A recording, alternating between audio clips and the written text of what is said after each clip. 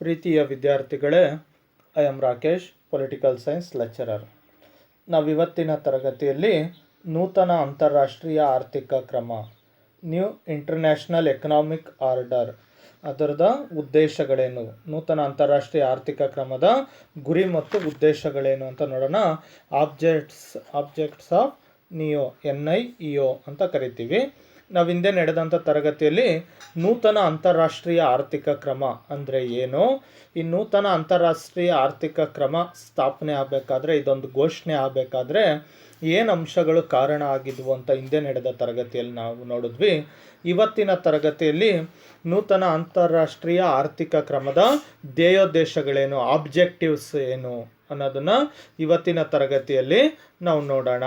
ಈ ನೂತನ ಅಂತಾರಾಷ್ಟ್ರೀಯ ಆರ್ಥಿಕ ಕ್ರಮದ ಧ್ಯೇಯೋದ್ದೇಶಗಳು, ಮೊದಲನೇದು ನೋಡೋದಾದರೆ ಕಡಿಮೆ ಅಭಿವೃದ್ಧಿ ಹೊಂದಿದ ದೇಶಗಳಲ್ಲಿ ವ್ಯಾಪಾರ ಕೊರತೆಯನ್ನು ನಿವಾರಿಸುವುದು. ಈ ನೂತನ ಅಂತಾರಾಷ್ಟ್ರೀಯ ಆರ್ಥಿಕ ಕ್ರಮದ ಮೊದಲನೇ ಉದ್ದೇಶ, ಗುರಿ ಏನಾಗಿರ್ತದೆ ಅಂದರೆ ಕಡಿಮೆ ಅಭಿವೃದ್ಧಿ ಹೊಂದಿದ ದೇಶಗಳಲ್ಲಿ ವ್ಯಾಪಾರದ ಕೊರತೆಯನ್ನು ನಿವಾರಣೆ ಮಾಡುವಂಥದ್ದು.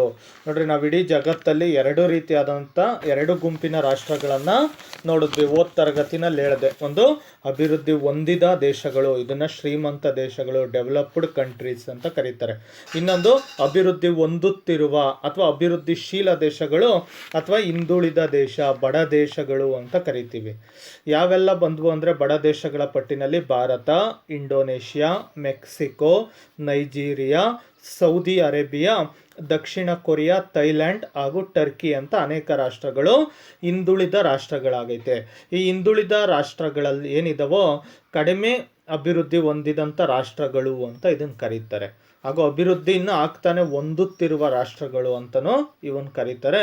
ಈ ಕಡಿಮೆ ಅಭಿವೃದ್ಧಿ ಹೊಂದುತ್ತಿರುವ ರಾಷ್ಟ್ರಗಳಲ್ಲಿ ವ್ಯಾಪಾರದ ಕೊರತೆ ಎದ್ದು ಕಾಣಿಸ್ತಿರ್ತದೆ. ವ್ಯಾಪಾರ ಅನ್ನೋದು ನಡೀತಿರಲ್ಲ, ವ್ಯಾಪಾರದ ಕೊರತೆ ಅನ್ನೋದು ಎದ್ದು ಕಾಣಿಸ್ತಾ ಇರ್ತದೆ.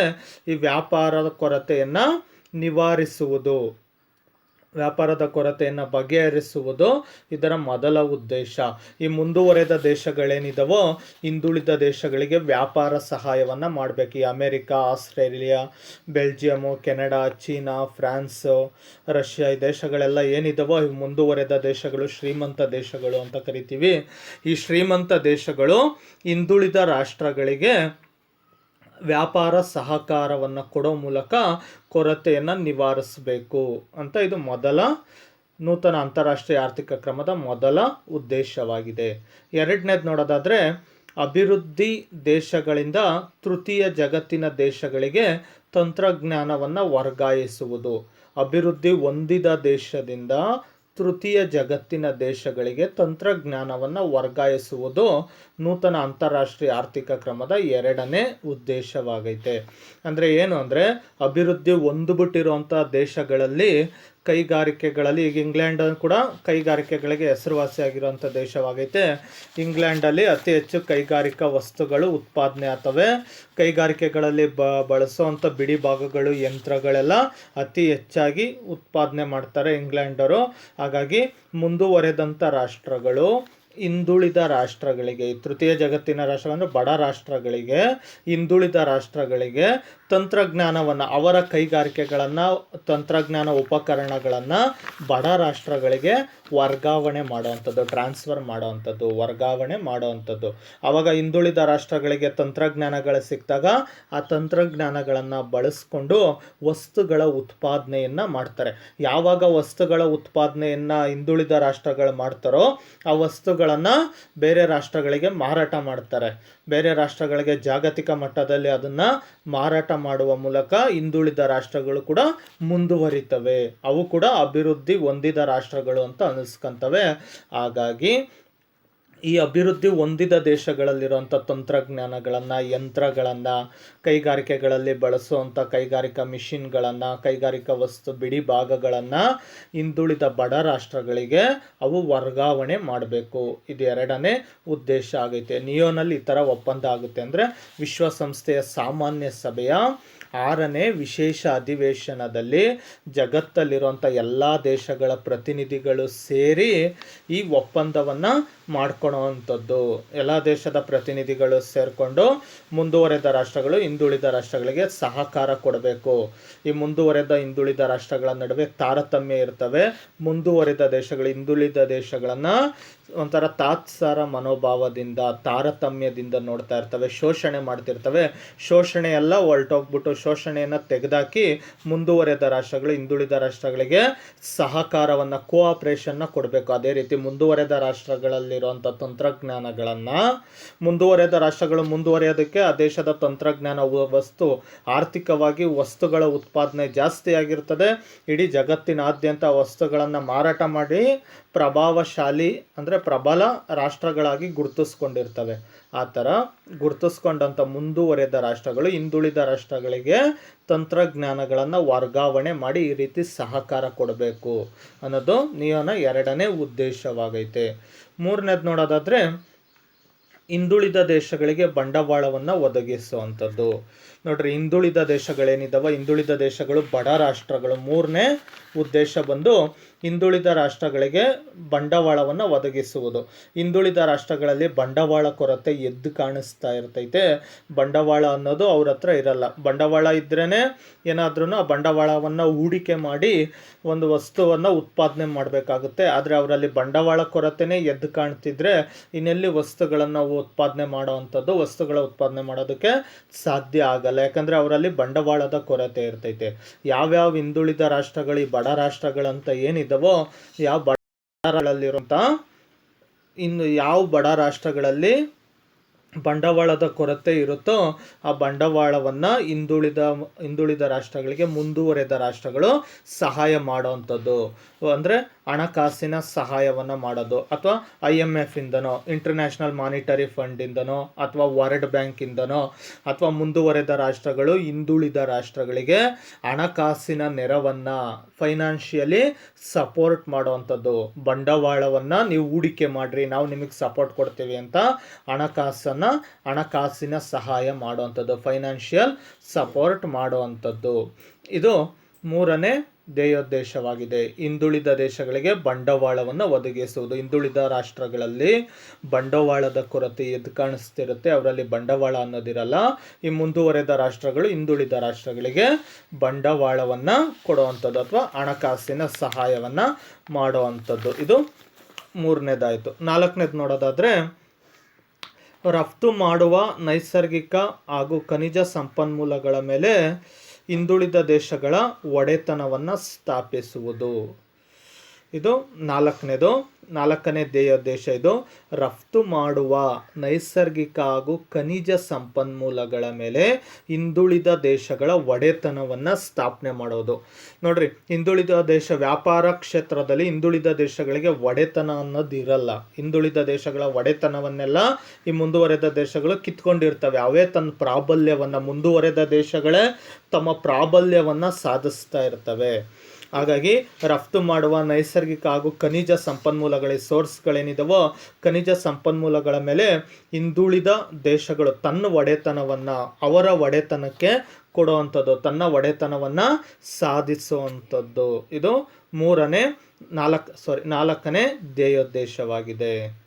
ನೂತನ ಅಂತಾರಾಷ್ಟ್ರೀಯ ಆರ್ಥಿಕ ಕ್ರಮದ 4ನೇ ಧ್ಯೇಯೋದ್ದೇಶ ಅಂದರೆ 4ನೇ ಉದ್ದೇಶ, 4ನೇ ಗುರಿಯಾಗಿದೆ.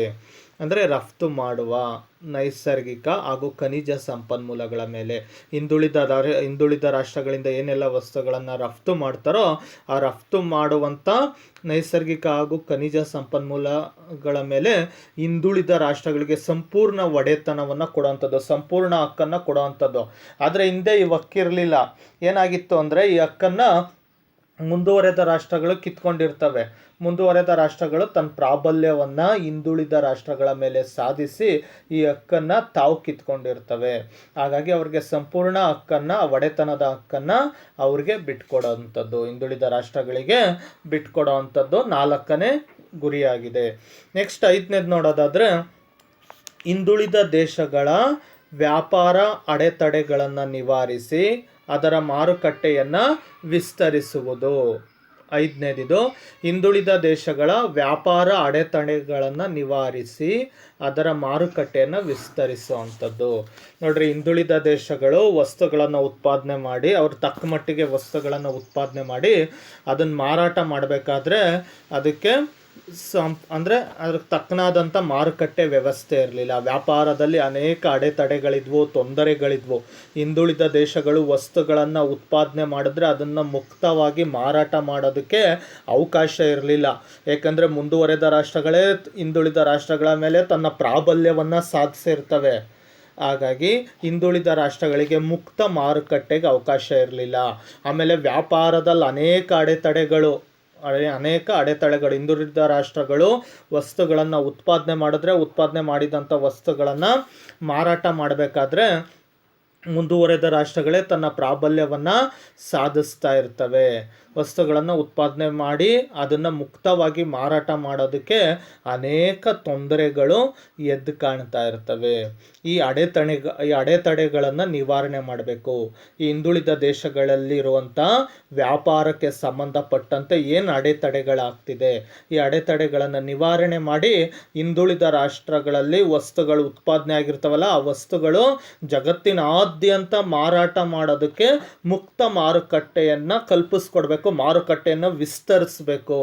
ಮಾರುಕಟ್ಟೆಯನ್ನು ವಿಸ್ತರಿಸಿ ಹಿಂದುಳಿದ ರಾಷ್ಟ್ರಗಳಲ್ಲಿ ವಸ್ತುಗಳು ಉತ್ಪಾದನೆ ಮಾಡಿರ್ತಾರಲ್ಲ, ಹಿಂದುಳಿದ ರಾಷ್ಟ್ರಗಳ ವಸ್ತುಗಳ ಉತ್ಪಾದನೆ ಅದು ಮುಕ್ತವಾಗಿ ಜಗತ್ತಿನಾದ್ಯಂತ ವಸ್ತುಗಳು ಮಾರಾಟ ಆದಾಗ ಹಿಂದುಳಿದ ರಾಷ್ಟ್ರಗಳಿಗೆ ಲಾಭ ಬರುತ್ತೆ. ಯಾವಾಗ ಹಿಂದುಳಿದ ರಾಷ್ಟ್ರಗಳ ವಸ್ತುಗಳು ಜಗತ್ತಿನಾದ್ಯಂತ ಮಾರಾಟ ಆಗ್ತವೋ ಆವಾಗ ಹಿಂದುಳಿದ ರಾಷ್ಟ್ರಗಳು ಅಭಿವೃದ್ಧಿ ಕಡೆ ಬರ್ತವೆ. ಅದಕ್ಕೋಸ್ಕರ ವ್ಯಾಪಾರಕ್ಕಿದ್ದಂಥ ಅಡೆತಡೆಗಳನ್ನು ನಿವಾರಣೆ ಮಾಡಿ ಮುಕ್ತವಾದಂಥ ಮಾರುಕಟ್ಟೆಗೆ ಅವಕಾಶ ಮಾಡಿಕೊಡ್ಬೇಕು ಅಂತ ಹೇಳಿದ್ರು. ಇದು 5ನೇದಾಗಿದೆ. ನೆಕ್ಸ್ಟು 6ನೇದು ನೋಡೋದಾದರೆ, 6ನೇದು ಧ್ಯೇಯೋದ್ದೇಶ ಏನಿದೆ ಅಂತ ನೋಡೋದಾದರೆ, ಹಿಂದುಳಿದ ದೇಶಗಳಿಗೆ ತಂತ್ರಜ್ಞಾನ ಮತ್ತು ಸಂಶೋಧನೆಗೆ ನೆರವು ಕೊಡುವುದು. ಈ ಹಿಂದುಳಿದ ದೇಶಗಳೇನೈತೆ, ಹಿಂದುಳಿದ ದೇಶಗಳಿಗೆ ತಂತ್ರಜ್ಞಾನ ಮತ್ತು ಸಂಶೋಧನೆಗೆ ನೆರವು ನೀಡೋದು ಅಂದರೆ ಸಹಾಯ ಮಾಡುವಂಥದ್ದು. ಅಂದರೆ ಮೇಲ್ಗಡೆ ಇದರಲ್ಲೇ ಇದೊಂದು ಪಾಯಿಂಟ್ ಇದೇ ಥರ ಬಂದೋಯ್ತು.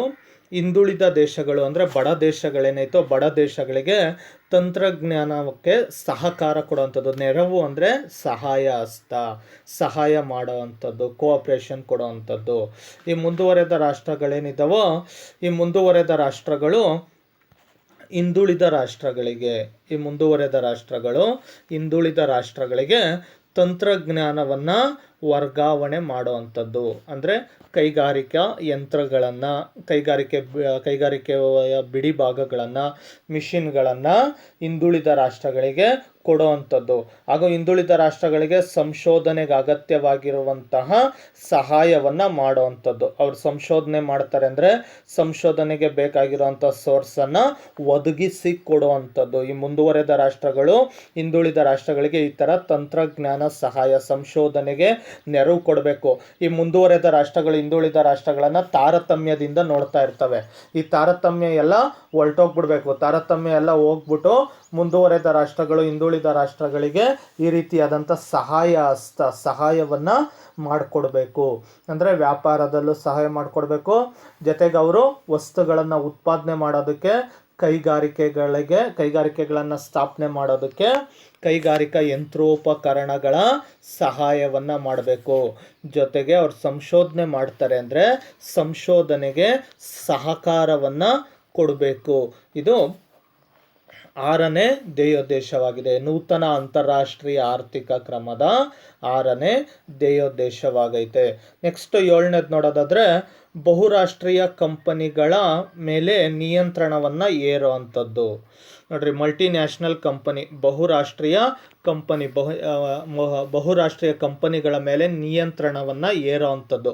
ಯಾಕೆ ಬಹುರಾಷ್ಟ್ರೀಯ ಕಂಪನಿಗಳ ಮೇಲೆ ನಿಯಂತ್ರಣವನ್ನು ಏರ್ತಿದ್ರು ಅಂದರೆ 1960 ಮತ್ತು 70ರ ದಶಕದಲ್ಲಿ ಈ MNC ಕಂಪನಿಗಳು, ಮಲ್ಟಿನ್ಯಾಷನಲ್ ಕಂಪನಿಗಳೇನಿದ್ದಾವೆ ಇವು ಸಾಮ್ರಾಜ್ಯಶಾಹಿಯ ಏಜೆಂಟ್ಗಳಂತೆ ವರ್ತಿಸ್ತಾ ಇರ್ತವೆ. ಹಿಂದುಳಿದ ರಾಷ್ಟ್ರಗಳಿಗೆ ಅನ್ಯಾಯವನ್ನು ಎಸಗ್ತಿರ್ತವೆ.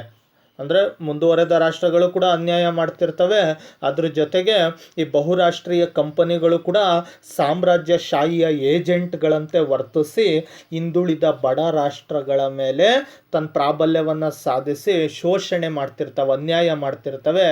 ಹಾಗಾಗಿ ಬಹುರಾಷ್ಟ್ರೀಯ ಕಂಪನಿಗಳ ಮೇಲೆ ನಿಯಂತ್ರಣವನ್ನು ಏರೋ ಅಂಥದ್ದು. ಯಾವ ರೀತಿ ಅಂದರೆ ಹಿಂದುಳಿದ ರಾಷ್ಟ್ರಗಳಿಗೆ ನೀವು ಯಾವುದೇ ರೀತಿ ಅನ್ಯಾಯ ಮಾಡೋಂಗಿಲ್ಲ. ಬಹುರಾಷ್ಟ್ರೀಯ ಕಂಪನಿಗಳು ಹಿಂದುಳಿದ ರಾಷ್ಟ್ರಗಳಿಗೆ ನೀವು ಸಹಕಾರ ಕೊಡಬೇಕು. ಸಹಕಾರ ಬಿಟ್ಬಿಟ್ಟು ಅವ್ರಿಗೆ ತಾರತಮ್ಯ ಮಾಡೋದು, ಅನ್ಯಾಯ ಮಾಡೋದು, ನೀವು ಸಾಮ್ರಾಜ್ಯಶಾಹಿಗಳ ಏಜೆಂಟ್ಗಳಂತೆ ಇನ್ನು ವರ್ತಿಸುವ ಆಗಿಲ್ಲ. ಆ ರೀತಿ ನೀವು ವರ್ತಿಸ್ಬಾರ್ದು ಅಂತ ಅವ್ರ ಮೇಲೆ ಕಂಟ್ರೋಲ್ ಸಾಧಿಸೋವಂಥದ್ದು. ಅವಾಗ ಆ ರೀತಿ ಕಂಟ್ರೋಲ್ ಸಾಧಿಸಿದಾಗ ಬಹುರಾಷ್ಟ್ರೀಯ ಕಂಪನಿಗಳೇನು ಮಾಡ್ತವೆ, ಹಿಂದುಳಿದ ರಾಷ್ಟ್ರಗಳ ಮೇಲೆ ಯಾವುದೇ ರೀತಿಯಾದಂಥ ಪ್ರಾಬಲ್ಯವನ್ನು ಸಾಧಿಸೋಕ್ಕೋಗಲ್ಲ, ಜೊತೆಗೆ ಸಹಕಾರವನ್ನು ಕೊಡ್ತವೆ. ಈ ರೀತಿ ಬಹುರಾಷ್ಟ್ರೀಯ ಕಂಪನಿಗಳ ಮೇಲೆ ನಿಯಂತ್ರಣವನ್ನು, ಕಂಟ್ರೋಲನ್ನು ಏರೋ ಅಂಥದ್ದು. ಯಾಕೆ ಬಹುರಾಷ್ಟ್ರೀಯ ಕಂಪನಿಗಳ ಮೇಲೆ ನಿಯಂತ್ರಣ ಏರ್ತಿದ್ವು ಅಂದರೆ, ಈ ಬಹುರಾಷ್ಟ್ರೀಯ ಕಂಪನಿಗಳು ಸಾಮ್ರಾಜ್ಯಶಾಹಿಗಳ ಏಜೆಂಟ್ಗಳಂತೆ ವರ್ತಿಸ್ತಾ ಇರ್ತವೆ. ಹಿಂದುಳಿದ ರಾಷ್ಟ್ರಗಳಿಗೆ, ಈ ಬಡ ರಾಷ್ಟ್ರಗಳೇನಿದ್ದಾವೋ ಬಡ ರಾಷ್ಟ್ರಗಳಿಗೆ ಅನ್ಯಾಯವನ್ನು ಮಾಡ್ತಿರ್ತವೆ. ಈ ಬಡ ರಾಷ್ಟ್ರಗಳ ಪಟ್ಟಿನಲ್ಲಿ ಭಾರತನೂ ಇದೆ. Bharat, Indonesia, Mexico, Nigeria, Saudi Arabia, ದಕ್ಷಿಣ ಕೊರಿಯಾ, ಥೈಲ್ಯಾಂಡ್ ಹಾಗೂ ಟರ್ಕಿ, ಇವೆಲ್ಲ ರಾಷ್ಟ್ರಗಳನ್ನು ಬಡ ರಾಷ್ಟ್ರಗಳು ಅಂತ ಕರೀತಾರೆ. ಈ ಬಡ ರಾಷ್ಟ್ರಗಳ ಮೇಲೆ ಈ MNC ಕಂಪನಿಗಳು ಕೂಡ ಅನ್ಯಾಯವೆಸಗ್ತಿರ್ತವೆ. ಹಾಗಾಗಿ ಈ MNC ಕಂಪನಿಗಳನ್ನು, ಬಹುರಾಷ್ಟ್ರೀಯ ಕಂಪನಿಗಳನ್ನು ಕಂಟ್ರೋಲ್ ಮಾಡಬೇಕು ಅನ್ನೋ ಒಂದು ತೀರ್ಮಾನವನ್ನು ಮಾಡ್ಕೊತಾರೆ. ನೆಕ್ಸ್ಟು 8ನೇದು ನೋಡೋದಾದರೆ 8ನೇ ಉದ್ದೇಶ ಏನು, ನೂತನ ಅಂತಾರಾಷ್ಟ್ರೀಯ ಆರ್ಥಿಕ ಕ್ರಮದ 8ನೇ ಉದ್ದೇಶವೇನು ಅಂತ ನೋಡೋದಾದರೆ, ಸಿದ್ಧ ವಸ್ತುಗಳ ಉತ್ಪಾದನೆಯಲ್ಲಿ ಹಿಂದುಳಿದ ದೇಶಗಳಲ್ಲಿ ಹೆಚ್ಚಳವನ್ನು ಉಂಟು ಮಾಡುವುದು. ಸಿದ್ಧ ವಸ್ತುಗಳ ಉತ್ಪಾದನೆಯಲ್ಲಿ ಹಿಂದುಳಿದ ದೇಶಗಳಲ್ಲಿ ಹೆಚ್ಚಳವನ್ನು, ಅಂದರೆ ಬಡ ದೇಶಗಳಲ್ಲಿ ಹೆಚ್ಚಳವನ್ನು ಉಂಟು ಮಾಡುವುದು. ನೋಡ್ರಿ, ಸಿದ್ಧ ವಸ್ತುಗಳನ್ನು ಉತ್ಪಾದನೆ ಮಾಡೋದ್ರಲ್ಲಿ ಆ ಉತ್ಪಾದನೆಯನ್ನು ಬಡ ರಾಷ್ಟ್ರಗಳಲ್ಲಿ ಹೆಚ್ಚಳ ಮಾಡುವಂಥದ್ದು. ಬಡ ರಾಷ್ಟ್ರಗಳು ಸಿದ್ಧ ವಸ್ತುಗಳನ್ನು, ಬಟ್ಟೆಗಳನ್ನು ಉತ್ಪಾದನೆ ಮಾಡ್ತಾ ಇರ್ತವೆ. ಸಿದ್ಧ ವಸ್ತುಗಳನ್ನು ಬಡ ರಾಷ್ಟ್ರಗಳು ಉತ್ಪಾದನೆ ಮಾಡ್ತಿರ್ತಾರೆ. ಆ ಉತ್ಪಾದನೆಯನ್ನು ಇನ್ನೂ ಅಧಿಕವಾಗಿ ಹೆಚ್ಚಿಸಬೇಕು. ಮುಂದುವರೆದ ರಾಷ್ಟ್ರಗಳು ಹಿಂದುಳಿದ ರಾಷ್ಟ್ರಗಳಿಗೆ ಸಹಕಾರವನ್ನು ಕೊಡೋ ಮೂಲಕ ಹಿಂದುಳಿದ ರಾಷ್ಟ್ರಗಳಲ್ಲಿ ವಸ್ತುಗಳ ಉತ್ಪಾದನೆಯನ್ನು, ಸಿದ್ಧ ವಸ್ತುಗಳ ಉತ್ಪಾದನೆಯನ್ನು ಅಧಿಕಗೊಳಿಸೋದು. ಯಾವಾಗ ಉತ್ಪಾದನೆ ಮಾಡ್ತಿದ್ದಾರೆ ಅದರ ಉತ್ಪಾದನೆ ಕಡಿಮೆ ಮಟ್ಟದಲ್ಲೈತೆ, ಕಡಿಮೆ ಮಟ್ಟದಲ್ಲಿರೋಂಥ ಉತ್ಪಾದನೆಯನ್ನು ಹೆಚ್ಚಿಗೆ ಮಾಡೋವಂಥದ್ದು. ಯಾವಾಗ ಉತ್ಪಾದನೆ ಹೆಚ್ಚಿಗೆ ಆಗುತ್ತೋ ಆವಾಗ, ಉತ್ಪಾದನೆ ಹೆಚ್ಚಿಗೆ ಆದಂತಾಗ ಜಗತ್ತಿನಾದ್ಯಂತ ವಿವಿಧ ದೇಶಗಳಲ್ಲಿ ಆ ಸಿದ್ಧ ವಸ್ತುಗಳನ್ನು ಮಾರಾಟ ಮಾಡ್ಬೋದು. ಎಲ್ಲ ವಸ್ತುಗಳನ್ನು, ಈ ಸಿದ್ಧ ವಸ್ತುಗಳನ್ನು ಜಗತ್ತಿನಾದ್ಯಂತ ಎಲ್ಲ ರಾಷ್ಟ್ರಗಳಲ್ಲಿ ಮಾರಾಟ ಮಾಡಿದಾಗ ಆವಾಗ ಅತಿ ಹೆಚ್ಚಿನ ಲಾಭ ಈ ಬಡ ರಾಷ್ಟ್ರಗಳಿಗೆ ಬರ್ತವೆ. ಈ ರೀತಿ ಈ ಹಿಂದುಳಿದ ರಾಷ್ಟ್ರಗಳ ಸಿದ್ಧ ವಸ್ತುಗಳ ಉತ್ಪಾದನೆಯನ್ನು ಅಧಿಕ ಮಾಡುವಂಥದ್ದು ಇದು 8ನೇ ಧ್ಯೇಯೋದ್ದೇಶವಾಗೈತೆ. ಅಂದರೆ ವಸ್ತುಗಳು ಉತ್ಪಾದನೆ ಆಗ್ತಿರ್ತವೆ ಹಿಂದುಳಿದ ರಾಷ್ಟ್ರಗಳಲ್ಲಿ, ವಸ್ತುಗಳ ಕೈಗಾರಿಕೆಗಳಲ್ಲಿ ವಸ್ತುಗಳು ಉತ್ಪಾದನೆ ಆಗ್ತಿರ್ತವೆ. ಅದರ ಉತ್ಪಾದನೆ ಆದರೂ ಕೂಡ ಇನ್ನೂ ಉತ್ಪಾದನೆಯನ್ನು ಅಧಿಕ ಮಾಡುವಂಥದ್ದು, ಹೆಚ್ಚಿಸೋದು, ಉತ್ಪಾದನೆಯನ್ನು ಹೆಚ್ಚಿಗೆ ಮಾಡುವಂಥದ್ದು. ಸಿದ್ಧ ವಸ್ತುಗಳ ಉತ್ಪಾದನೆಯನ್ನು ಹೆಚ್ಚಿಗೆ ಮಾಡಿದ್ರೆ ಯಾವಾಗ ಆ ದೇಶ, ಬಡ ರಾಷ್ಟ್ರಗಳು ವಸ್ತುಗಳನ್ನು ಅಧಿಕವಾಗಿ ಉತ್ಪಾದನೆ ಮಾಡ್ತವೋ ಅಷ್ಟೇ ಮಟ್ಟಿಗೆ ಮಾರಾಟ ಮಾಡ್ತವೆ, ವ್ಯಾಪಾರ ಚೆನ್ನಾಗಿ ನಡೀತದೆ. ವ್ಯಾಪಾರ ಎಲ್ಲ ಚೆನ್ನಾಗಿ ನಡೆದಂಥ ಸಂದರ್ಭದಲ್ಲಿ ಲಾಭ ಗಳಿಸಿದಾಗ ಎಕನಾಮಿಕಲಿ, ಆರ್ಥಿಕವಾಗಿ ಅಭಿವೃದ್ಧಿ ಆಗ್ತವೆ. ಈ ರೀತಿ ಅಭಿವೃದ್ಧಿ ಆಗೋದಕ್ಕೋಸ್ಕರ ಇಂಥ ಒಂದು ಕ್ರಮವನ್ನು ಕೈಗೊಳ್ಳಲಾಯಿತು. ಅದು ಧ್ಯೇಯೋದ್ದೇಶವಾಗಿದೆ. ನೆಕ್ಸ್ಟು 9ನೇದು ನೋಡೋದಾದರೆ, ಸುಂಕಗಳ, ವ್ಯಾಪಾರಗಳ ನಿರ್ಬಂಧಗಳ ನಿವಾರಣೆ. ಅಂದರೆ ಬಡ ರಾಷ್ಟ್ರಗಳ ಮೇಲೆ ಅಧಿಕ ಸುಂಕಗಳನ್ನು ವಿಧಿಸೋಂಗಿಲ್ಲ, ವ್ಯಾಪಾರದ ಮೇಲೆ ನಿರ್ಬಂಧಗಳನ್ನು ಏರೋ ಅಂತಿಲ್ಲ.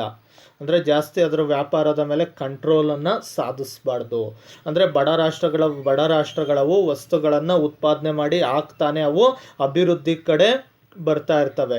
ಅಂತಾರಾಷ್ಟ್ರಗಳ ವಸ್ತುಗಳ ಮಾರಾಟ ಮಾಡಬೇಕಾದ್ರೆ ಜಾಸ್ತಿ ವ್ಯಾಪಾರದ ನಿರ್ಬಂಧಗಳನ್ನು ಏರೋ ಅಂತಿಲ್ಲ, ನಿಯಂತ್ರಣವನ್ನು ಸಾಧಿಸೋಂತಿಲ್ಲ. ಒಂದು ಫ್ರೀಡಮ್ ಕೊಟ್ಬಿಡ್ಬೇಕು. ಅಂದರೆ ಮುಕ್ತ ಮಾರುಕಟ್ಟೆ ವ್ಯವಸ್ಥೆಗೆ ಅವಕಾಶ ಮಾಡಿಕೊಟ್ಬಿಡ್ಬೇಕು. ಅಂದರೆ ಸುಂಕಗಳು ಕೂಡ ಹಿಂದುಳಿದ ರಾಷ್ಟ್ರಗಳ ವಸ್ತುಗಳ ಮೇಲೆ ಅತಿ ಹೆಚ್ಚಾದಂಥ ತೆರಿಗೆಗಳನ್ನು ವಿಧಿಸೋ ಆಗಿಲ್ಲ. ನೋಡ್ರಿ, ಹಿಂದುಳಿದ ದೇಶದ ವಸ್ತುಗಳನ್ನು ಬೇರೆ ದೇಶದಲ್ಲಿ ಮಾರಾಟ ಮಾಡಬೇಕಾದ್ರೆ, ಫಾರ್ ಎಕ್ಸಾಂಪಲ್ ಹೇಳ್ಬೇಕಾದ್ರೆ, ನಮ್ಮ ಭಾರತ ದೇಶದಲ್ಲಿ ಉತ್ಪಾದನೆ ಆದಂಥ ವಸ್ತುಗಳನ್ನು ನಾವು ಅಮೇರಿಕಾ ದೇಶದಲ್ಲೋ ಚೀನಾದಲ್ಲೋ ಮಾರಾಟ ಮಾಡಬೇಕಾದ್ರೆ ಅಮೇರಿಕಾ ದೇಶದವ್ರಿಗೆ ನಾವು ತೆರಿಗೆಗಳನ್ನು ಕಟ್ಟಬೇಕಾಗುತ್ತೆ. ನಮ್ಮ ವಸ್ತು ಅಲ್ಲಿ ಮಾರಾಟ ಮಾಡಬೇಕಾದ್ರೆ ಈ ರೀತಿ ವ್ಯಾಪಾರ ಒಪ್ಪಂದವನ್ನು ಮಾಡ್ಕೊಂಡಿರ್ತಾರೆ, ಟ್ಯಾಕ್ಸನ್ನು ನಾವು ಪೇ ಮಾಡಬೇಕಾಗುತ್ತೆ. ಹಾಗಾಗಿ ಅವಾಗ ಏನು ಮಾಡ್ತಾವೆ, ನಾವು ತೆರಿಗೆಯನ್ನು ಕಟ್ಟಿ ನಮ್ಮ ವಸ್ತುಗಳು ಮಾರಾಟ ಮಾಡಿದಾಗ ಅಧಿಕ ಲಾಭ ನಮಗೆ ಬರಲ್ಲ. ಅದಕ್ಕೋಸ್ಕರ ಏನು ಕ್ರಮ ಕೈಗೊಂಡು ಅಂದರೆ ನೂತನ ಅಂತಾರಾಷ್ಟ್ರೀಯ ಆರ್ಥಿಕ ಕ್ರಮ. ಹಿಂದುಳಿದ ರಾಷ್ಟ್ರದ ವಸ್ತುಗಳನ್ನು ಮಾರಾಟ ಮಾಡಬೇಕಾದ್ರೆ ವ್ಯಾಪಾರದ ನಿರ್ಬಂಧವನ್ನು ಸಡಿಲಗೊಳಿಸ್ಬೇಕು ಅಂದರೆ ನಿಯಂತ್ರಣವನ್ನು ಕಡಿಮೆ ಮಾಡಬೇಕು. ಅಂದರೆ ಕೈಗಾರಿಕೆಗಳ ವಸ್ತುಗಳ ಉತ್ಪಾದನೆ ಅಧಿಕ ಮಾಡೋದಕ್ಕೆ ಅವಕಾಶ ಕೊಡಬೇಕು. ಈ ಲಿಬರಲೈಜೇಷನ್ ಇದೆಯಲ್ಲ, ಉದಾರೀಕರಣ ಇದೆಯಲ್ಲ, ಆ ಥರ ಒಂದು ವ್ಯವಸ್ಥೆಯನ್ನು ಕಲ್ಪಿಸ್ಕೊಡ್ಬೇಕು. ಜೊತೆಗೆ ಹಿಂದುಳಿದ ರಾಷ್ಟ್ರಗಳ ಮೇಲೆ ಅತಿ ಹೆಚ್ಚಾದಂಥ ಸುಂಕ ತೆರಿಗೆಗಳನ್ನು ಅತಿ ಹೆಚ್ಚಾಗಿ ಹಿಂದುಳಿದ ರಾಷ್ಟ್ರಗಳ ಮೇಲೆ ವಿಧಿಸುವಂತಿಲ್ಲ ಅನ್ನೋ ಒಂದು ತೀರ್ಮಾನವನ್ನು ತೆಗೆದುಕೊಳ್ಳಲಾಯಿತು. ಇದು 9ನೇ ಪಾಯಿಂಟು. ನೆಕ್ಸ್ಟ್ 10ನೇದು ನೋಡೋಣ. ಅಂತಾರಾಷ್ಟ್ರೀಯ ಹಣ ವ್ಯವಸ್ಥೆಯನ್ನು ಸುಧಾರಿಸುವುದು. ಅಂತಾರಾಷ್ಟ್ರೀಯ ಹಣ ವ್ಯವಸ್ಥೆ ಸುಧಾರಿಸುವುದು ಅಂದರೆ ಹಿಂದುಳಿದ ರಾಷ್ಟ್ರಗಳಿಗೆ ಅಂತಾರಾಷ್ಟ್ರೀಯ ಮಟ್ಟದಲ್ಲಿ ಸಾಲ ಸೌಲಭ್ಯಗಳನ್ನು ಕೊಡುವಂಥದ್ದು, ಅಂತಾರಾಷ್ಟ್ರೀಯ ಹಣ ವ್ಯವಸ್ಥೆಯನ್ನು ಸುಧಾರಣೆ ಮಾಡಿ ಇನ್ನೂ ಇಂಪ್ರೂವ್ಮೆಂಟ್ ಮಾಡುವಂಥದ್ದು. ಏನಂದರೆ ಈ ಮುಂದುವರೆದ ರಾಷ್ಟ್ರಗಳು ಅಂದರೆ ಅಭಿವೃದ್ಧಿ ಹೊಂದಿದ ರಾಷ್ಟ್ರಗಳಿಂದ ಹಣಕಾಸನ್ನು ಸಂಗ್ರಹಣೆ ಮಾಡಿ ಅದನ್ನು ಒಂದು ಕಡೆ ಕ್ರೋಢೀಕರಿಸಿ ಬಡ ರಾಷ್ಟ್ರಗಳಿಗೆ ಸಹಾಯ ಹಸ್ತ ಬೇಕಾದಾಗ ಬಡ ರಾಷ್ಟ್ರಗಳಿಗೆ ಅದನ್ನು ಹಂಚುವಂಥದ್ದು, ಈ ರೀತಿಯಾಗಿ ಮಾಡೋವಂಥದ್ದು ಇದು ಇದರ ಧ್ಯೇಯೋದ್ದೇಶವಾಗಿದೆ. ಅಂದರೆ ಅಂತಾರಾಷ್ಟ್ರೀಯ ಹಣಕಾಸು ವ್ಯವಸ್ಥೆ ಅಂದರೆ ಇಂಟರ್ನ್ಯಾಷನಲ್ ಮಾನಿಟರಿ ಫಂಡ್ ಮೂಲಕ ಅಂತಾರಾಷ್ಟ್ರೀಯ ಹಣಕಾಸು ನಿಧಿ ಅಂತಲೇ ಇದೆ. ಆಮೇಲೆ ಅಂದರೆ ಅಂತಾರಾಷ್ಟ್ರೀಯ ಹಣಕಾಸು ನಿಧಿ ಅಂತ ಇದೆ. ಆಮೇಲೆ ವರ್ಲ್ಡ್ ಬ್ಯಾಂಕ್ ಅಂತ ಇದೆ, ವಿಶ್ವ ಬ್ಯಾಂಕ್ ಅಂತ ಇದೆ, ಅಂತಾರಾಷ್ಟ್ರೀಯ ಹಣಕಾಸು ನಿಧಿ ಅಂತ ಇದೆ. ಇದರ ಮೂಲಕ ಹಣವನ್ನು ಸಂಗ್ರಹಣೆ ಮಾಡಿ, ಮುಂದುವರೆದ ದೇಶಗಳಿಂದ ಹಣವನ್ನು ಸಂಗ್ರಹಣೆ ಮಾಡಿ ಹಿಂದುಳಿದ ದೇಶಗಳಿಗೆ ಅದನ್ನು ಕೊಡುವಂಥದ್ದು. ಅದಕ್ಕೋಸ್ಕರ ಅವೇನು ಮಾಡಬೇಕು, IMF ಹಾಗೂ ವರ್ಲ್ಡ್ ಬ್ಯಾಂಕ್ ಇವೆರಡೂ ಸೇರಿಕೊಂಡು ಅಂತಾರಾಷ್ಟ್ರೀಯ ಹಣದ ವ್ಯವಸ್ಥೆನ ಸುಧಾರಿಸುವಂಥದ್ದು, ಡೆವಲಪ್ಮೆಂಟ್ ಮಾಡುವಂಥದ್ದು, ಹಣವನ್ನು ಕ್ರೋಢೀಕರಿಸುವಂಥ ಕೆಲಸವನ್ನು ಮಾಡಿದ್ದು. ನೆಕ್ಸ್ಟ್ 11ನೇದು ನೋಡೋದಾದರೆ, ಸುಲಭ ಕಂತುಗಳಲ್ಲಿ ಪೂರೈಕೆದಾರನಿಗೆ ದೀರ್ಘಾವಧಿ ಸಾಲ. ಸುಲಭ ಕಂತುಗಳಲ್ಲಿ ಪೂರೈಕೆದಾರರಿಗೆ ದೀರ್ಘಾವಧಿ ಸಾಲ. ಈ ಬಡ ರಾಷ್ಟ್ರಗಳೇನಿದ್ದಾವೋ ಹಿಂದುಳಿದ ರಾಷ್ಟ್ರಗಳಿಗೆ ಸುಲಭ ಕಂತುಗಳಲ್ಲಿ ಅಂದರೆ ಅವ್ರು ಈಸಿಯಾಗಿ ಬೇಗ ಸಾಲವನ್ನು ತೀರಿಸ್ಬೇಕು, ಜೊತೆಗೆ ಅವ್ರಿಗೆ ಕಷ್ಟ ಆಗಬಾರ್ದು ಸಾಲ ತೀರ್ಸೋಕ್ಕೆ. ಈಗ ಮುಂದುವರೆದ ದೇಶಗಳು ಅಥವಾ IMF ಇಂದನೋ ವರ್ಲ್ಡ್ ಬ್ಯಾಂಕಿಂದನೋ ಹಿಂದುಳಿದ ದೇಶಗಳಿಗೆ ಸಾಲ ಕೊಡ್ತಾರೆ.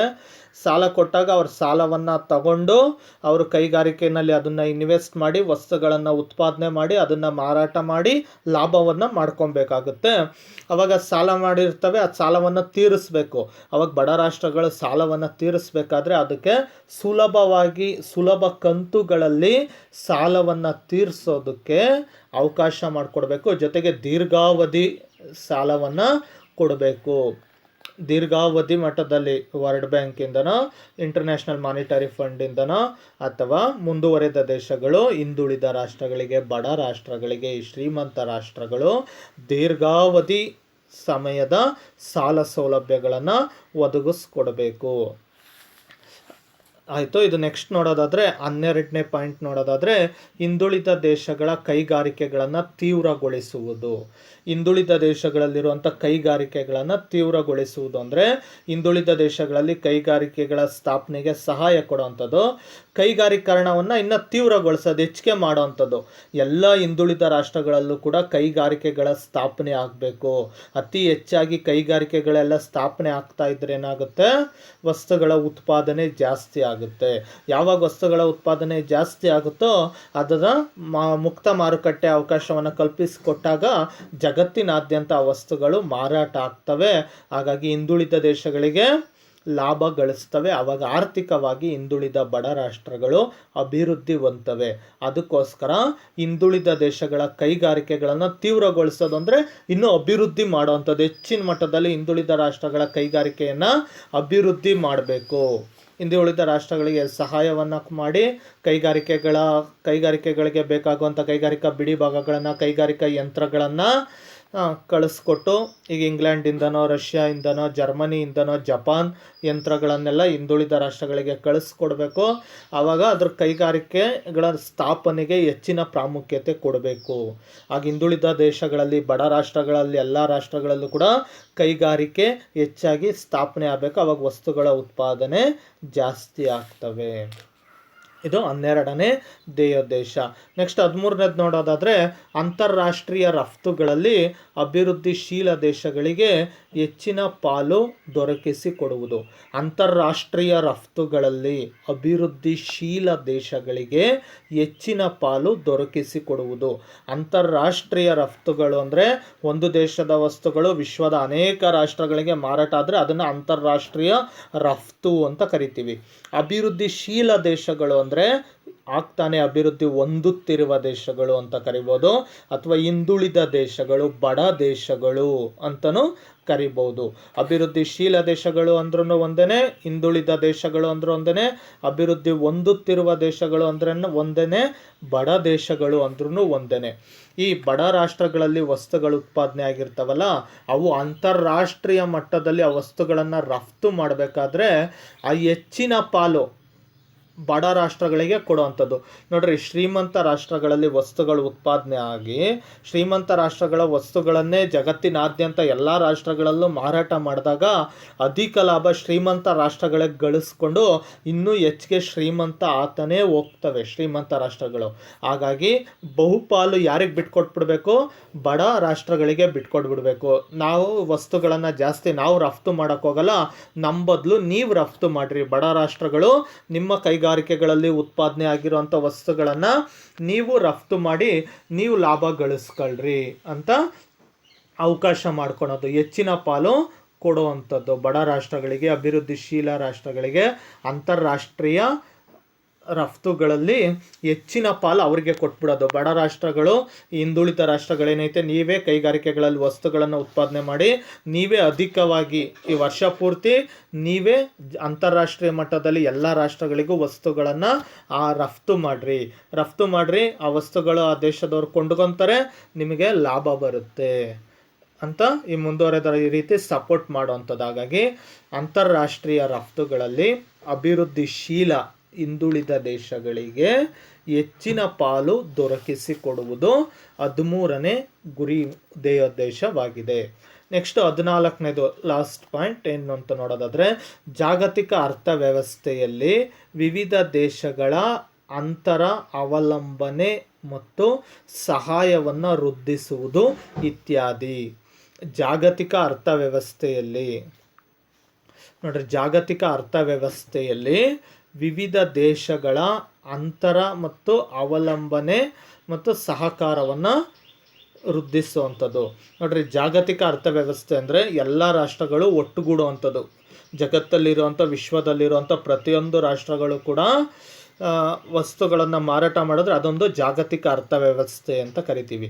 ಈ ಜಾಗತಿಕ ಅರ್ಥವ್ಯವಸ್ಥೆಯಲ್ಲಿ ವಿವಿಧ ದೇಶಗಳ ಅಂತರವನ್ನು ಕಡಿಮೆ ಮಾಡಬೇಕಂದ್ರೆ ಒಂದು ದೇಶ ಇನ್ನೊಂದು ದೇಶಗಳ ನಡುವೆ ಅಂತರದಲ್ಲಿರ್ತವೆ, ಒಂದು ದೇಶಕ್ಕೂ ಇನ್ನೊಂದು ದೇಶಗಳ ನಡುವೆ ಕೆಲವು ವೈಮನಸ್ಸುಗಳಿರ್ತವೆ. ಅಂತಹ ಅಂತರವನ್ನು, ಒಂದು ರಾಷ್ಟ್ರದ ಇನ್ನೊಂದು ರಾಷ್ಟ್ರಗಳ ನಡುವಿನ ಅಂತರವನ್ನು ಕಡಿಮೆ ಮಾಡಬೇಕು. 1960 ಮತ್ತು 70 ಈಗ ನೋಡಿದ್ರೆ ಅಂತರಗಳು ಕಡಿಮೆ ಕಾಣಿಸ್ತವೆ, ಆದರೆ ನಮಗಿಂದೆ 1960 ಮತ್ತು 70 ದಶಕದಲ್ಲಿ ಈ ಮುಂದುವರೆದ ಅಭಿವೃದ್ಧಿ ರಾಷ್ಟ್ರಗಳೇನಿದಾವೋ ಈ ಅಭಿವೃದ್ಧಿ ರಾಷ್ಟ್ರಗಳ ಪಟ್ಟಿಯಲ್ಲಿ ನೋಡೋದಾದರೆ Australia, Belgium, Brazil, Canada, China, France, Germany, Italy, Japan, Netherland, Poland, Russia, Spain, Sweden, Switzerland, UK, America ಇವೆಲ್ಲವೂ ಕೂಡ ಅಭಿವೃದ್ಧಿ ಹೊಂದಿದ ರಾಷ್ಟ್ರಗಳಾಗಿ ಮೆರಿತಾ ಇರ್ತವೆ. ಹಿಂದುಳಿದ ರಾಷ್ಟ್ರಗಳಿಗೆ ಯಾವುದೇ ರೀತಿ ಸಹಾಯವನ್ನು ಕೊಡ್ದಿರ ಅನ್ಯಾಯವನ್ನು ಮಾಡ್ತಿರ್ತವೆ ಹಿಂದುಳಿದ ರಾಷ್ಟ್ರಗಳಿಗೆ. ಹಾಗಾಗಿ ಹಿಂದುಳಿದ ರಾಷ್ಟ್ರಗಳನ್ನು ಅವರು ಅಂತರದಲ್ಲಿ ತಾರತಮ್ಯದಿಂದ ನೋಡ್ತಿರ್ತಾರೆ. ಈ ಅಂತರವನ್ನು ಕಡಿಮೆ ಆಗಬೇಕು, ಜಾಗತಿಕ ಮಟ್ಟದಲ್ಲಿ ವಿಶ್ವದ ಎಲ್ಲ ರಾಷ್ಟ್ರಗಳು ನಾವೆಲ್ಲ ಒಂದೇ ಅನ್ನೋ ಒಂದು ಮನೋಭಾವನೆಯನ್ನು ಬರಬೇಕು. ನಾವೆಲ್ಲ ಒಂದೇ ಅನ್ನೋ ಒಂದು ಮನೋಭಾವನೆಯನ್ನು ಬರಬೇಕು. ಒಂದೇ ಅನ್ನೋ ಮನೋಭಾವನೆಯನ್ನು ಬರೋ ಮೂಲಕ ಎಲ್ಲ ರಾಷ್ಟ್ರಗಳು ನಾವೆಲ್ಲ ಒಂದೇ ಅನ್ನೋ ಒಂದು ಮನೋಭಾವನೆ ಬರಬೇಕು. ಒಂದೇ ಅನ್ನೋ ಮನೋಭಾವನೆಯನ್ನು ಬರೋ ಮೂಲಕ ಸಹಕಾರ ಕೊಡಬೇಕು. ನೋಡ್ರಿ, ಮೇಲಿನ ಚಿತ್ರದಲ್ಲೇ ಕಾಣ್ತಾ ಇದೆ. ಎಲ್ಲ ವಿಶ್ವದ ಅನೇಕ ರಾಷ್ಟ್ರಗಳು ಸೇರಿಕೊಂಡು ಒಬ್ಬರ ಕೈ ಮೇಲೆ ಒಬ್ರು ಇಟ್ಟಿದ್ದಾರೆ, ಅಂದರೆ ಒಪ್ಪಂದವನ್ನು ಮಾಡ್ಕೊತಿದ್ದಾರೆ. ನಾವೆಲ್ಲ ರಾಷ್ಟ್ರಗಳು ಕೂಡ ಏನಿದ್ದೀವಿ, ಮುಂದುವರೆದ ಮತ್ತು ಹಿಂದುಳಿದ ರಾಷ್ಟ್ರಗಳು ಏನಿದ್ದೀವಿ, ನಾವು ಯಾವುದೇ ರೀತಿ ತಾರತಮ್ಯ ಮಾಡಲ್ಲ, ಒಬ್ರಿಗೊಬ್ರಿಗೆ ಸಹಕಾರ ಕೊಡ್ತೀವಿ ಅಂತ ಎಲ್ಲ ರಾಷ್ಟ್ರದ ಪ್ರಮುಖರು ಮುಖಂಡರು ಸೇರಿ ಅಲ್ಲಿ ಪ್ರಾಮಿಸ್ ಮಾಡ್ತಾ ಇರೋವಂಥ ಚಿತ್ರವನ್ನು ಮೇಲಿನ ಚಿತ್ರದಲ್ಲಿ ನೋಡ್ತಾ ಇದ್ದೀವಿ. ಅದರಲ್ಲಿ ನಮ್ಮ ಭಾರತದ ಅಂದಿನ ಪ್ರಧಾನಿಗಳಾಗಿದ್ದಂತಹ ಮನಮೋಹನ್ ಸಿಂಗ್ ಹಿಂದೆ ಪ್ರಧಾನಿಗಳಾಗಿದ್ದರು. 10 ವರ್ಷ ಅವರು ಪ್ರಧಾನಿಗಳಾಗಿ ಕಾರ್ಯನಿರ್ವಹಿಸಿದ್ದಾರೆ. ಆವಾಗ ಹಿಂದೆ ಅವರು ಪಿ ವಿ ನರಸಿಂಹರಾವ್ ಅವರ ಕಾಲಾವಧಿ, ಪಿ ವಿ ನರಸಿಂಹರಾವ್ ಅವರು ಪ್ರಧಾನಿಗಳಾಗಿದ್ದಾಗ ಮನಮೋಹನ್ ಸಿಂಗ್ ಅವರು ಹಣಕಾಸು ಮಿನಿಸ್ಟ್ರು, ಫೈನಾನ್ಷಿಯಲ್ ಮಿನಿಸ್ಟ್ರು ಆಗಿ ಕೂಡ ಕಾರ್ಯನಿರ್ವಹಿಸಿದ್ರು. ನೋಡ್ರಿ, ಅಂತಾರಾಷ್ಟ್ರೀಯ ಮಟ್ಟದಲ್ಲಿ ವಿಶ್ವದ ಬೇರೆ ರಾಷ್ಟ್ರಗಳ ಜೊತೆಗೆ ನೂತನ ಅಂತಾರಾಷ್ಟ್ರೀಯ ಆರ್ಥಿಕ ಕ್ರಮಕ್ಕೆ ಸಂಬಂಧಪಟ್ಟಂತೆ ಒಪ್ಪಂದವನ್ನು ಮಾಡ್ಕೊಳ್ತಿರೋಂಥ ಚಿತ್ರವನ್ನು ನಾವು ಮೇಲ್ಗಡೆ ನೋಡ್ತಾ ಇದ್ದೀವಿ. ಈ ರೀತಿ ನಾವು ಮುಂದುವರೆದ ರಾಷ್ಟ್ರ, ಹಿಂದುಳಿದ ರಾಷ್ಟ್ರಗಳಿಗೆ ನಾವು ಸಹಕಾರವನ್ನು ಕೊಡ್ತೀವಿ. ನೋಡ್ರಿ, ಭಾರತ ಅಭಿವೃದ್ಧಿ ಹೊಂದುತ್ತಿರುವ ರಾಷ್ಟ್ರಗಳ ಪಟ್ಟಿನಲ್ಲೈತೆ. ಅಭಿವೃದ್ಧಿ ಹೊಂದಿದ ರಾಷ್ಟ್ರದ ಗಣ್ಯರು ಸೇರಿಕೊಂಡು ಅಭಿವೃದ್ಧಿ ಹೊಂದುತ್ತಿರುವ ಭಾರತವನ್ನು ಪ್ರತಿನಿಧಿಸಿಕೊಂಡು ಮನಮೋಹನ್ ಸಿಂಗ್ ಅವರಿದ್ದಾರೆ. ಮನಮೋಹನ್ ಸಿಂಗ್ ಅವ್ರಿಗೆ ಪ್ರಮಾಣವನ್ನು ಮಾಡ್ತಾ ಇದ್ದಾರೆ, ಅಂದರೆ ವ್ಯಾಪಾರ ಒಪ್ಪಂದವನ್ನು ಮಾಡ್ಕೊತಾ ಇದ್ದಾರೆ. ಈ ರೀತಿ ಅವಲಂಬನತೆ ನಾವು ಸಹಕಾರವನ್ನು ವೃದ್ಧಿಸ್ಕೊತೀವಿ. ಈ ಮುಂದುವರೆದ ರಾಷ್ಟ್ರಗಳು ಹಿಂದುಳಿದ ರಾಷ್ಟ್ರಗಳಿಗೆ ಸಹಕಾರವನ್ನು, ಕೋಆಪ್ರೇಷನ್ನ ಕೊಡ್ತೀವಿ. ಜಾಗತಿಕ ಮಟ್ಟದಲ್ಲಿ ವಿಶ್ವದ ಎಲ್ಲ ರಾಷ್ಟ್ರಗಳು ಕೂಡ ಒಬ್ರಿಗೊಬ್ರಿಗೆ ಕೋಆಪ್ರೇಷನ್ ಕೊಡ್ತೀವಿ ಅಂತ ಇದೆ 14ನೇ ಪಾಯಿಂಟ್. ಜಾಗತಿಕ ಅರ್ಥವ್ಯವಸ್ಥೆಯಲ್ಲಿ ವಿವಿಧ ದೇಶಗಳ ಅಂತರ ಮತ್ತು ಅವಲಂಬನೆ ಮತ್ತು ಸಹಕಾರವನ್ನು ವೃದ್ಧಿಸೋದು, ಅಂದರೆ ಒಬ್ರಿಗೊಬ್ಬರಿಗೆ ಸಹಕಾರ ಕೊಡೋ ಅಂಥದ್ದನ್ನು ಅಭಿವೃದ್ಧಿ ಮಾಡುವಂಥದ್ದು. ಅಂದರೆ ಎಲ್ಲ ರಾಷ್ಟ್ರಗಳು ಕೂಡ, ಮುಂದುವರೆದ ಪ್ರತಿ ರಾಷ್ಟ್ರಗಳು ಕೂಡ ಹಿಂದುಳಿದ ರಾಷ್ಟ್ರಗಳಿಗೆ ಸಹಕಾರವನ್ನು ಕೊಡೋ ರೀತಿಯಾಗಿ ಮಾಡೋ ಅಂಥದ್ದು, ಅಂದರೆ ಸಹಕಾರವನ್ನು ಅಭಿವೃದ್ಧಿ ಮಾಡೋ ಅಂಥದ್ದು. ಇದಿಷ್ಟು ನೂತನ ಅಂತಾರಾಷ್ಟ್ರೀಯ ಆರ್ಥಿಕ ಕ್ರಮದ ಗುರಿ ಮತ್ತು ಉದ್ದೇಶಗಳಾಗಿದ್ದಾವೆ. ಇದನ್ನು ನ್ಯೂ ಇಂಟರ್ನ್ಯಾಷನಲ್ ಎಕನಾಮಿಕ್ ಆರ್ಡರ್ ಅಂತಲೂ ಕರೀತಾರೆ. ಇದನ್ನು ವಿಶ್ವಸಂಸ್ಥೆಯ ಸಾಮಾನ್ಯ ಸಭೆಯ 6ನೇ ವಿಶೇಷ ಅಧಿವೇಶನದಲ್ಲಿ ಜಗತ್ತಿನ ಎಲ್ಲ ರಾಷ್ಟ್ರದ ನಾಯಕರು ಸೇರಿಕೊಂಡು ನಡೆಸಿದಂಥ ಒಂದು ಮಾತುಕತೆ ಇದಾಗಿರುತ್ತೆ. ನಮ್ಮ ಮುಂದಿನ ತರಗತಿಯಲ್ಲಿ ನೂತನ ಅಂತಾರಾಷ್ಟ್ರೀಯ ಆರ್ಥಿಕ ಕ್ರಮದ ಮೌಲ್ಯಮಾಪನ ಹಾಗೂ ವಿಮರ್ಶೆ ಯಾವ ರೀತಿ ಇದೆ ಅನ್ನೋದನ್ನು ನೋಡೋಣ.